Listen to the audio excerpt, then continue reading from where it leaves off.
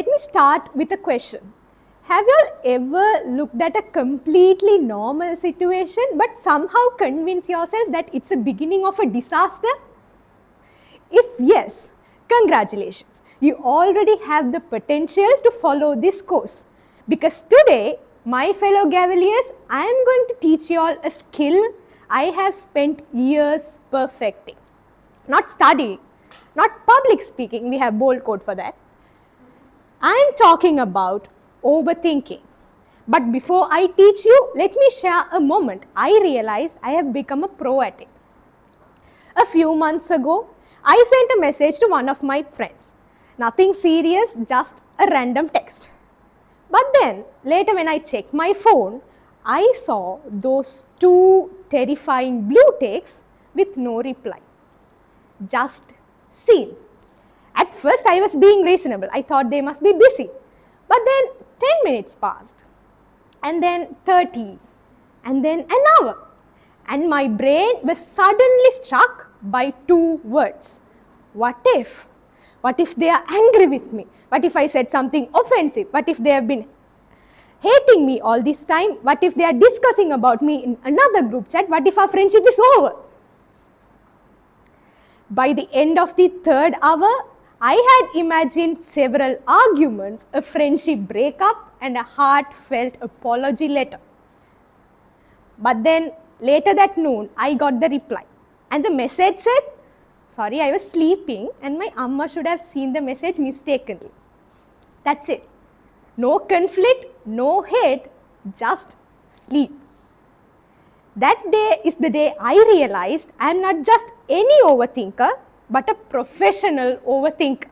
So today, I am here to share my expertise with you all. And if you all want to become a professional overthinker too, follow these 3 essential steps.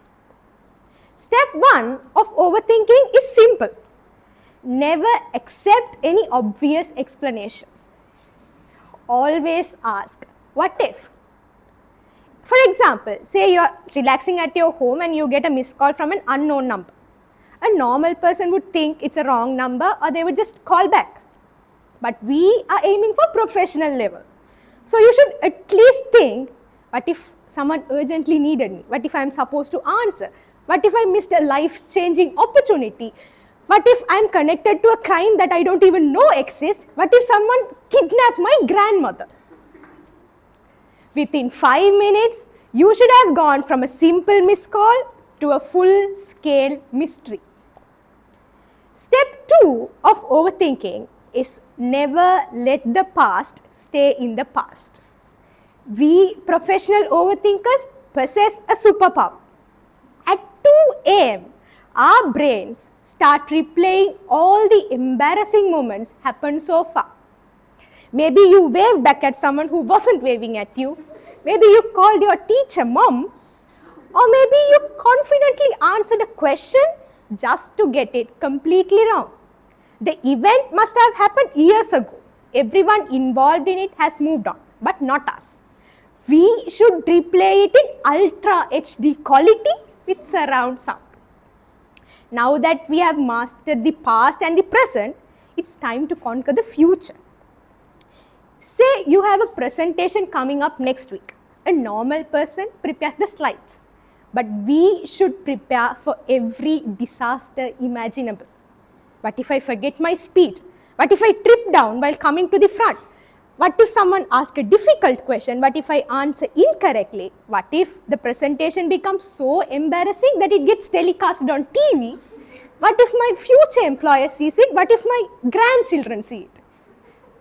By the time the presentation arrives, we should have experienced every possible catastrophe. But the funny part is most of them are not going to happen, but that's okay. We professional overthinkers believe in suffering in advance. So today I have shared 3 secret formula to become a professional overthinker. And if you follow these 3 steps, you will be qualified to overanalyze texts, replay conversations from 5 years back, and worry for the things long before they even occur. But jokes aside, I want you all to think how often we let two words to control our thoughts.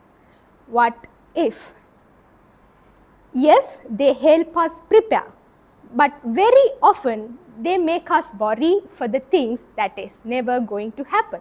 My friend was not angry, they were just sleeping.